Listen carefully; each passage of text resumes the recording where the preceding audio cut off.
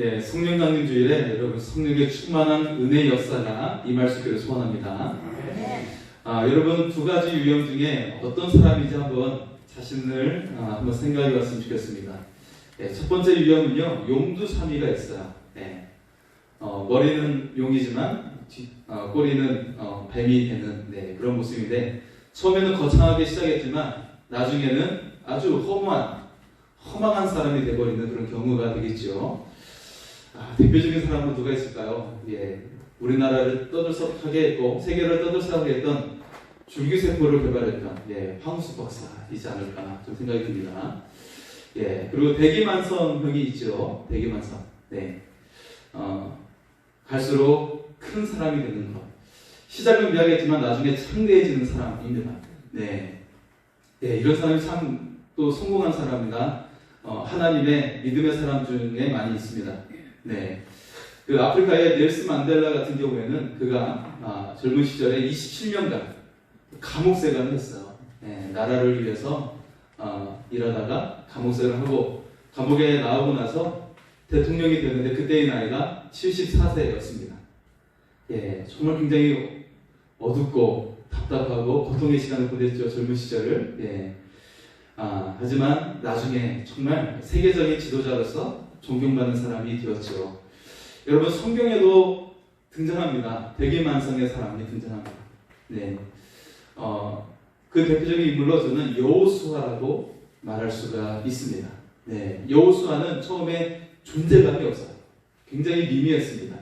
하지만 조금씩 그의 위대함이 드러나게 되는 거예요. 마침내 이스라엘의 지도자가 될 줄 믿습니다. 여러분 어떤 사람이 되시겠습니까? 용두사미의 사람이 되시겠습니까? 아니면 대기만성의 사람이 되시겠습니까? 여러분 대기만성의 사람이 되고 점점 잘 되는 그런 인생이 될 수 있기를 바랍니다. 오늘 말씀의 제목은 여호수아와 가나안 정복의 꿈입니다. 우리가 하나님의 사람을 통해 하나님의 꿈을 이루는 그런 역사를 같이 나누고 있는데요.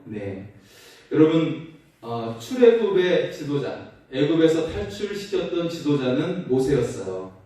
하지만 이 모세는 광야에서 죽게 됩니다. 그렇다면 가나안 정복의 지도자, 약속의 땅의 지도자는 누구였어요? 바로 여호수아죠. 여호수아입니다. 굉장히 놀랍죠. 여러분 약속을 받는 것, 이 약속, 이 가나안 정복의 약속, 이 약속의 땅에 대한 하나님의 그 명령은 누가 받은 것입니까? 모세가 받았어요. 약속의 땅에 대한 약속은 모세가 받았습니다. 그런데 그 약속의 땅이 이루어진 것은 누구 때 이루어지게 된 것입니까? 바로 여호수아 때 이루어지게 된 것이죠. 하나님의 약속을 받는 것은 영광스러운 일이죠. 그런데 더 영광스러운 것은 그 약속의 성취를 경험하는 것인 줄 믿습니다. 모세도 정말 위대한 사람이고 신처럼 그렇게 사람들이 추대하는 그런 위대한 사람이지만 약속의 성취는 바로 여호수아를 통해 이루어졌다는 것이죠. 하나님께서는 여러분에게도 약속의 땅을 주십니다. 여러분의 가정을 높여주시기를 하나님은 원하고 계십니다. 여러분의 삶을 높여주시기를 하나님은 원하고 계세요. 그것은 무엇일까? 바로 믿음의 유산을 얻는 것입니다. 이 세상을 감당할 수 있는 능력을 가지는 것입니다. 사랑하는 성도 여러분, 이 약속의 땅을 차지할 수 있기를 바랍니다. 약속의 땅을 얻는 그런 삶이 되시기를 바랍니다. 이 여호수아는 약속의 땅을 얻었어요. 가나안 정복의 꿈이 그를 통해 이루어졌습니다. 그렇다면 이 여호수아는 어떤 사람이라고 할 수 있을까요? 4가지에 대해서만 한번 우리가 살펴보겠습니다. 첫 번째는 여호수아는 섬기는 사람이었다는 거예요. 여러분 성지순례를 가면 베들레헴에 예수 탄생교회가 있어요. 그런데 매우 특이한 것이 있습니다. 그것은 그 들어가는 입구가 굉장히 작다라는 거예요. 허리를 숙여야만이 그 입구를 들어갈 수가 있습니다. 여러분도 교회에 내려오실 때 좀 허리를 숙이신 분도 계시죠? 키가 175, 7 넘으신 분들은 키를 숙여야 됩니다. 180이 넘는 사람들은 숙여서 보셔야 됩니다. 교회 내려올 때는 괜찮습니까? 아마 화장실 올라가실 때는 아마 숙여야 될 것 같습니다. 이 예수 탄생 교회의 입구가 작은 이유가 무엇일까? 자, 이 입구를 다른 말로 겸손의 문이라고 합니다. 네. 왜 이 교회 입구를 불편하게 만들었을까요? 그것은 예수님이 우리를 구원하시기 위해서 낮은 곳으로 오셨어요. 친히 자신을 낮추고 낮은 곳으로 오셨고 가장 낮은 자의 죽음으로 죽으셨습니다. 자, 그 예수님께서 또한 이처럼 겸손한 자, 낮은 자를 찾으신다는 것입니다. 여러분, 높아지는 것을 좋아하지 말고 우리가 낮아져서 섬기는 자가 될 수 있기를 바랍니다. 예수님처럼 섬기기 위해 오셨어요. 그리고 주님도 섬기는 자를 찾으신다는 것입니다. 여호수아는 섬기는 자였습니다. 여호수아는 처음에 모세의 수종자가 되었어요. 모세의 심부름꾼이 되었습니다. 우리 1절의 말씀을 보겠습니다. 1절입니다. 여호와의 종 모세가 죽은 후에 여호와께서 모세의 수종자 눈의 아들 여호수아에게 말씀하여 이르시되 아멘. 여호수아는 모세의 수종자였어요. 여호수아는 한 번도 모세의 말을 거른 적이 없이 모두 순종했습니다. 네. 자, 이처럼 한 사람의 종이었던 자가 이제는 어떻게 쓰임을 받아요? 하나님을 섬기는 자로 쓰임받고 또 온 백성을 섬기는 자로 쓰임받게 된 줄 믿습니다. 여호수아는 섬기는 자였습니다. 그가 지도자가 되었지만 그 자리를 누리지 않았어요. 그것을 가지고 내가 높아졌다고 해서 권력을 부리거나 한 적이 절대 한 번도 없습니다. 오직 하나님을 섬기고 자기 백성을 섬기는 자로 그가 살아왔습니다. 자, 그러자 어떻게 되었죠? 계속 그는 낮은 자로 있었습니까? 아니요. 하나님은 여호수아를 높여주셨어요. 그리고 모든 백성들에게 존경받는 자로 마지막까지 그를 그렇게 높여주셨다는 것입니다. 그리고 그 여호수아는 어떤 큰 역사를 이뤘습니까? 바로 약속의 땅을 얻는 주인공이 된 줄 믿습니다. 하나님께서는 섬기는 자를 찾으십니다. 그리고 이 섬기는 자를 사용하십니다. 그에게 약속의 땅을 차지하게 하십니다.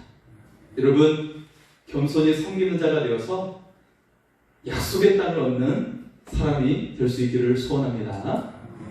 자, 두 번째로 여호수아는 하나님을 의지했다라는 거예요. 자, 유머인데요. 여러분 5월달에 행사가 참 많았죠. 어린이날쯤에는 어린이 주일이 왔어요. 어버이날쯤에는 어버이 주일이 왔습니다.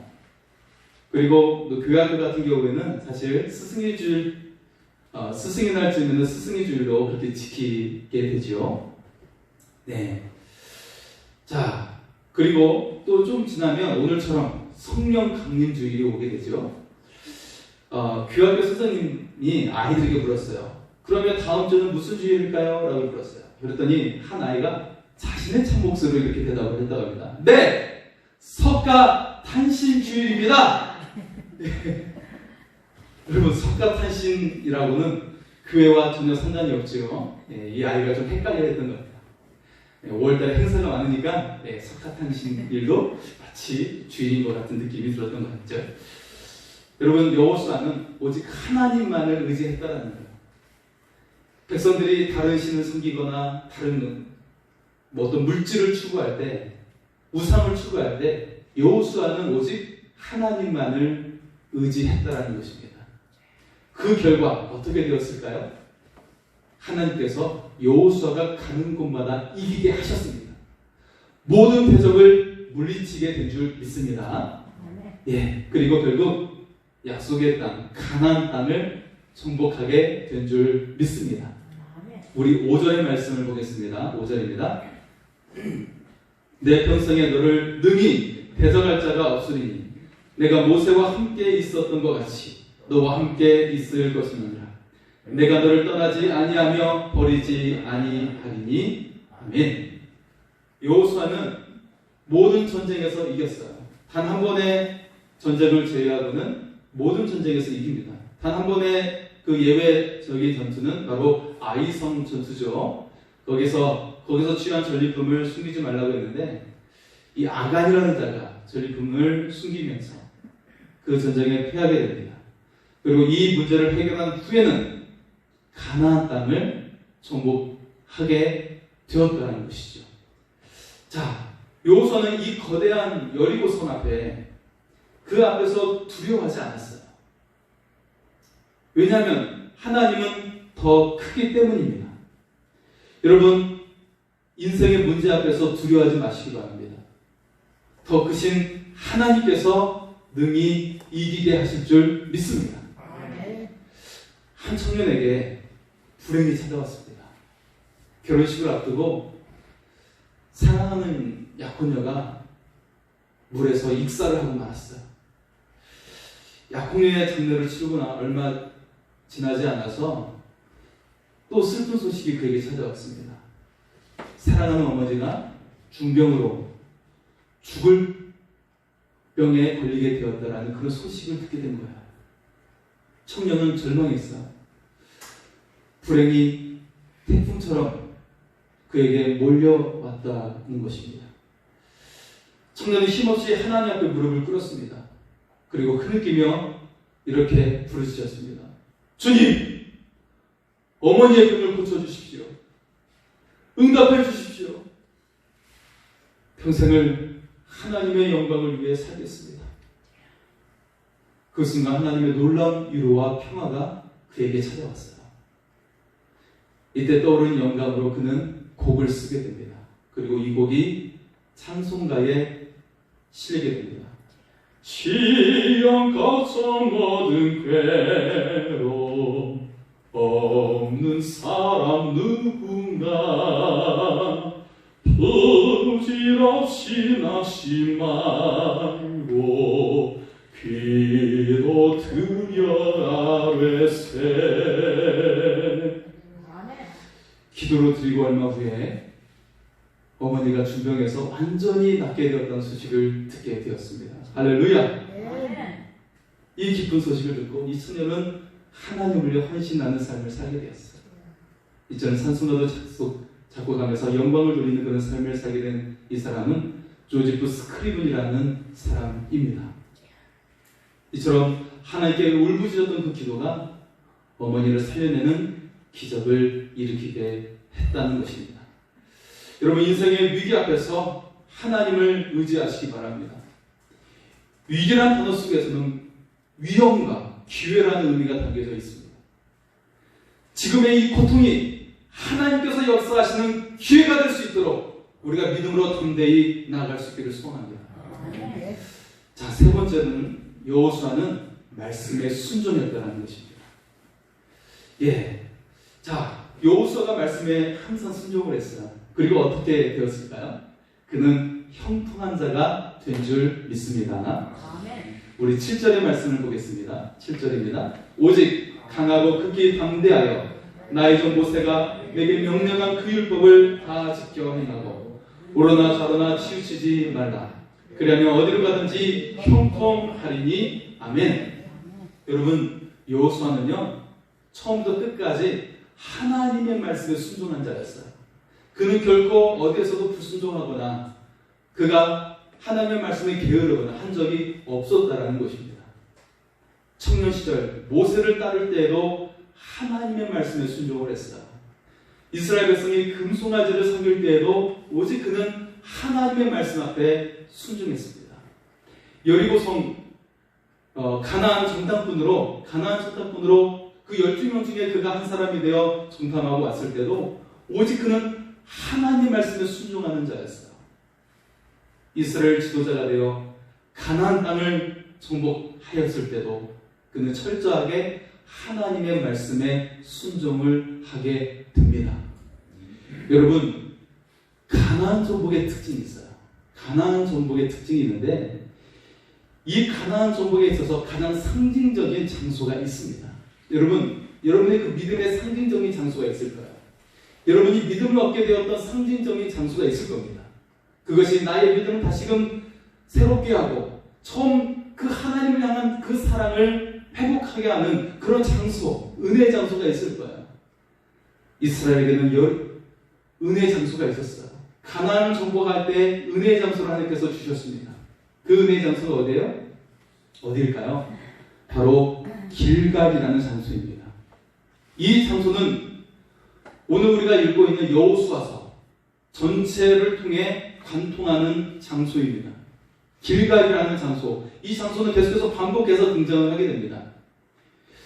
자, 그들이 가나안 땅에 들어갈 때 요단강을 건너게 되죠. 이 요단강이 마른 땅이 되어요. 마른 땅이 되면서 건너자 다시금 요단강이 흐르게 됩니다. 그런데 이 요단강에서 준 돌이 있어요. 각 지파의 수에 맞는 12개의 돌을 가져오게 되죠. 그 12돌을 세움으로써 하나님과의 언약, 그 언약의 의미 속에 이 12돌을 세우게 되며 여기를 길갈이라고 이름을 붙이게 됩니다. 자, 다시 한번 이 길갈의 의미를 생각하면 이 12돌을 왜 세웠느냐? 땅의 모든 백성이 여호와의 손이 강하신 것을 알게 하고 이스라엘이 하나님을 항상 경외하기 위해서 이 돌을 세우며 하나님의 언약의 백성으로 서게 된 것입니다. 길갈은 하나님의 백성이 되는 언약의 장소였다라는 것이죠. 자, 두 번째 의미 속에는 이 길갈이 여기서 이스라엘 백성이 행했던 첫 번째 행동이 있었어요. 무엇을 행했을까요? 모든 남자가 할례를 행한 것입니다. 여러분, 전쟁을 앞둔 백성이 도저히 해서는 안 될 일을 지금 이스라엘 백성이 하고 있는 거예요. 이 할례를 하면 진통이 적게는 일주일 혹은 한 달까지도 가는 경우가 있죠. 근데 이 남성들이 다 그렇게 할례를 행하게 되는 거예요. 뒤에는 뭐가 있어요? 요단강이 있어요. 도망갈 수 없는 상태예요. 그런 상태에서 진통을 받고 있는 거예요. 자, 이것이 무엇을 의미하고 있는 것이죠? 너희는 절대적으로 하나님만을 의지하라. 인간의 상식을 뛰어넘어서 하나님의 역사하심을 경험하고 의지하라는 것입니다. 이처럼 믿음의 행위를 이스라엘 백성이 행했다라는 것입니다. 그리고 세 번째는 이 길갈이라는 장소는 가나안 정복의 처음에서 마지막까지 하나님을 절대 신뢰하는 믿음의 장소로 이 장소가 쓰임을 받게 됩니다. 이스라엘이 이 가나안 땅의 전쟁에 승리하고 돌아올 때마다 어디로 갔어요? 길갈로 돌아왔어요. 하나님의 말씀에 순종한 것입니다. 여러분, 이것을 이야기하면 많은 군사 전문가들이 혀를 찰 것입니다. 야, 정신이 나갔구나. 아마 욕을 할 거예요. 비효율적인 일을 지금 이스라엘 백성이 하고 있는 것입니다. 여러분, 전쟁을 마칠 때마다 정복한 땅에 천막을 치고 거기에다가 진을 구축을 해야지 먼 데까지 또 가서 다시 돌아오는 거예요. 그리고 더 많은 땅을 차지하고 멀리까지 차지하는데 다시금 또 길가로 돌아오는 거예요. 비효율적인 전쟁을 그들이 하고 있었다는 것입니다. 아마 그들이 장막을 옮겼다라면 가나안 정복은 좀 더 빨랐을 것입니다. 그러나 그것은 하나님의 뜻이 아니었다라는 거예요. 하나님의 관심은 이 백성이 신속히 땅을 차지하는 것에 있지 않았습니다. 하나님의 관심은 이 백성이 하나님의 백성으로 지속되는 것에 관심이 있었다는 것입니다. 이 백성이 나의 백성이 되고 나의 자녀가 되는 것에 하나님의 관심이 있었다는 것입니다. 이처럼 하나님의 말씀에 순종한 여호수아를 하나님께서 사용하셨습니다. 그를 높여주셨습니다. 여호수아가 청년 시절 때입니다. 여리고성을 정탐하고 돌아올 때 두려워하지 않았어요. 거기에는 거대한 아낙 자손의 후예들, 키가 3m에 달하는 거대한 족속들이 살고 있었지만 두려워하지 않았어요. 오히려 그들은 우리의 밥이라고 말을 했습니다. 하나님께서 함께 하시면 차지할 것이라고 고백을 했습니다. 여러분, 우리에게 일어나는 일에 대해 우리는 두 가지 시선을 가지게 됩니다. 첫째는 고통과 괴로움이에요. 왜 나에게 이런 고통을 주십니까? 왜 나에게 이런 두려운 일을 주시는 것입니까? 그런데 또 하나의 시선은 믿음의 눈으로 하나님의 말씀을 순종하는 것입니다. 하나님의 약속을 믿는 것입니다. 하나님께서 약속하셨으니 이것을 취하게 될 줄 믿습니다. 이 고통을 넘어서 하나님의 영광의 역사가 일어나게 될 줄 믿습니다.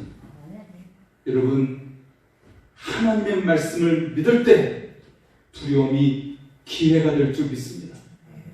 약속의 땅이 여러분의 것이 될 줄 믿습니다. 하나님의 말씀에 순종함으로 두려움을 물리치시기 바랍니다. 그리고 약속의 땅을 얻는 인생이 될 수 있기를 소원합니다. 마지막으로 네 번째는 여호수아는 성령의 인도를 받았다는 것입니다. 자, 여호수아가 가는 곳마다 승리했어요. 여호수아가 하는 일마다 형통했어요. 그 비결이 무엇일까요? 여호수아는 성령의 인도를 받았기 때문입니다. 우리 8절의 말씀을 보겠습니다. 8절입니다. 이 율법책을 내 입에서 떠나지 말게 하며 주야로 그것을 묵상하여 그 안에 기록된 대로 다 지켜 행하라. 그러면 내 길이 평탄하게 될 것이며 내가 형통하리라. 아멘. 여러분, 성령의 인도를 받는다는 것이 무엇입니까? 그것은 하나님의 말씀을 따르는 것입니다. 여러분, 성령의 인도를 받는 것이 무엇입니까? 그것은 하나님의 말씀을 지키며 행하는 것입니다. 이게 바로 성령의 인도를 받는 거예요. 뭐 방언을 받고 치유의 역사를 일으키고 그런 것이 성령의 역사로, 그거는 한두 가지에 지나지 않습니다. 성령의 인도의 핵심은 바로 말씀을 따르고 행하는 것입니다. 이게 바로 성령의 삶을 살아가는 것입니다. 다시 말해서 묵상하는 것이에요. 하나님의 말씀을 묵상하며 지켜 행하는 것입니다. 여호수아는 성령의 인도를 받았어요. 그의 손 앞에 거친 일들이 많았습니다. 이스라엘 백성이 불순종하기도 하고 배반하여 다른 이방인들과 섞여서 살려고 하기도 하고 그런 여러 가지 일과 고난이 있었지만 여호수아는 오직 하나님만을 바라보고 그 말씀을 믿으며 담대히 나아갔다는 것입니다. 성령의 인도를 받으며 살아갔다는 것입니다. 여러분, 우리가 성령의 인도를 받으면 성령의 능력이 우리 속에서 역사하게 되는 것입니다.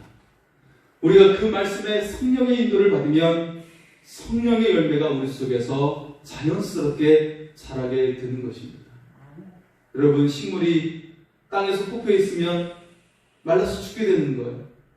그런데 그 나무가, 그 식물이 땅에 심기고 뿌리를 내리면 자라게 되고 열매를 맺게 되는 것입니다. 우리가 성령의 뿌리를 박힐 때만이 자라게 되고 열매를 맺게 되는 것을 믿을 수 있기를 소원합니다. 이 성령 강림 주일에 우리는 성령의 인도를 받을 수 있기를 소원합니다. 한 사람이 이야기를 하고 말씀을 마치겠습니다. 지난 2월에 이어령 교수가 89세의 나이로 세상을 떠났습니다. 그는 5년 전에 간암이 발생해서 다른 장기에까지 퍼져 있었어요. 그럼에도 암으로 투병하기보다는 친구처럼 받아들였다라는 것입니다. 자, 이 암이 전이가 됐음에도 불구하고 이 간암이라는 암은 고통스러워요. 굉장히 고통을 줍니다. 그런데 그럼에도 불구하고 친구처럼 받아들인 이 결심이 어디에서부터 나오게 된 것일까요? 이런 마음이 어디에서 오게 된 것일까요? 바로 암으로 세상을 먼저 떠나보낸 자신의 딸이요 목사인 이민아 목사로부터 왔다라는 것입니다. 2006년 그의 딸 이민아 씨가 먼저 그는 망막박리가 와서 실명 위기에 처하게 됩니다. 아버지인 그는 희망이 없었어요. 여러분이 아는 것처럼 그는 지성의 그런 대표적인 인물로 우리나라와 세계적인 인물로 유명을 떨치고 있었죠. 그런데 그가 딸이 눈을 볼 수 없다라는 그런 위기 앞에 무릎을 꿇고 기도하게 됩니다. 하나님, 당신이 계신다니. 하나님, 미나가 어제 본 것을 내일 볼 수 있고 오늘 본 내 얼굴을 내일 또 볼 수 있게 해주신다면 저의 남은 생을 주님께 바치겠나이다. 그때 이어른 교수는 하나님께 회개를 합니다. 그리고 나중에 하영조 목사님께 세례를 받게 됩니다. 그것이 지성의 세계에서 영성의 세계로 곧 하나님의 세계로 돌아서는 계기가 된 것입니다. 다행히도 딸의 망막박리는 치유가 되었어요. 치유받은 딸이 집을 나서며 아빠, 나 잘 갔다 올게 하던 날 이어른 교수는 너무나도 기쁨의 날이었다고 합니다. 그 기쁨을 놓칠 수가 없어서 딸에게 이렇게 말을 했대요. 아빠, 예수님 믿을게. 아빠, 세례 받을게 라고 말을 했다고 합니다. 그에게 영성의 세계가 열린 것입니다. 하나님의 나라가 열린 것입니다. 그리고 5년 뒤에 2011년 딸이 위암으로 투병하다가 세상을 떠나게 됩니다. 세상을 떠나보낸 그 딸을 추모하면서 이어른 교수는 책을 쓰게 되는데 그 책의 이름이 딸에게 보내는 굿나잇 키스입니다. 여기서 그는 다음과 같이 고백을 합니다. 모든 시련과 고난이 내게는 축복이었습니다. 죽음이 끝이 아님을, 어둠을 몰아내는 희망이 빛이 있음을 알게 되었습니다.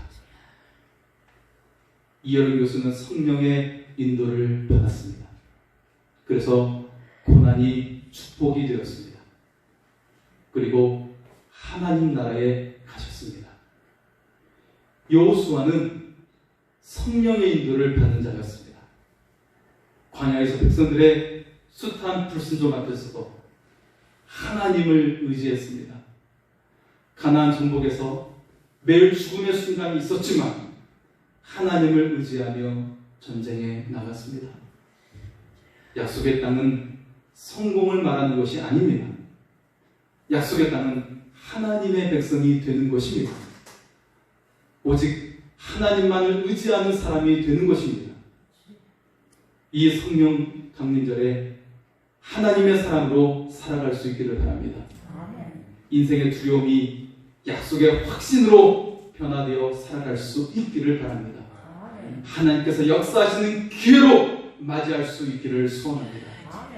이 시간 아무것도 두려워하지 마라 이 찬양하시며 하나님께 찬양하시겠습니다.